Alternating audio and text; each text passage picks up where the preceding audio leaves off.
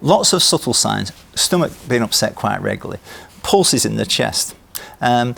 Change is the key word. Change in sleeping pattern, eating, drinking. An interesting one is exercise. So people think, I'm not burning out, I'm exercising even more now. There's an obsessive nature to that. That could be just a window to some stress-related disease. Crying is a good one. Somebody who cries a lot when didn't used to cry, and vice versa. And there's lots of different things around that personality that, avoidance is a big one, avoiding something we didn't used to avoid.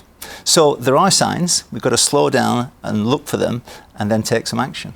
I'm a big advocate of what's called happiness hour every day. For an hour, do something where you're not thinking about something that's upsetting you. When the heck does anyone have time for a happiness hour? Well, that's a secret. With mobile phones, laptops, your boss on the phone asking what's going on, where are you, why aren't you at an appointment? People don't have time for a happiness hour, do they?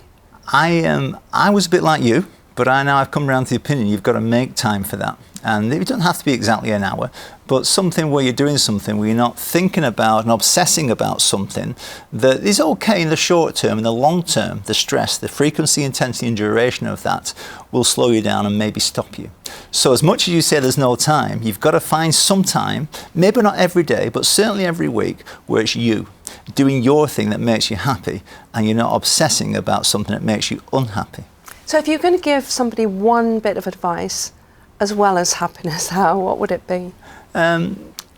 Be aware, and once you're aware about something that needs to change, make small changes, not big drastic changes, because they're very hard to sustain.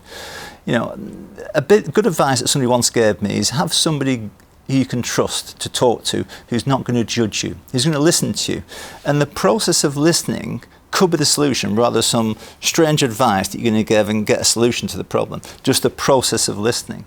I think another thing I think about quite a bit is to lower, and this sounds very counterintuitive, to lower my expectations in the world and raise my rewards. It's almost like I don't deserve them, but it'll see you really well. So if I'm going to pass a test, and if I don't pass it, the world's not going to end. I accept that, but I'll still reward myself for trying to be my best. So we're driving ourselves too hard? I think in the Western world for sure, and I think in the UK we're very competitive and very comparative.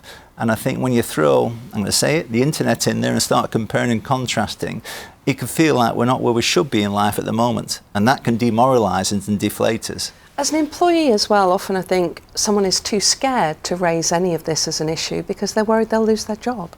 Lose a job, lose promotion, get isolated from the friends, pariah of the company. And it's a big ask. It is a big ask. But we've got to be brave, individually and collectively. And as a country, be brave to say, I don't feel quite right. I need some support, and to be vulnerable. The ability to be vulnerable is a key human asset. And sadly, not many people have it the way it should be have. When you get struggling, can you help me? I need some help. Ross, thank you. Thank you, Lucy.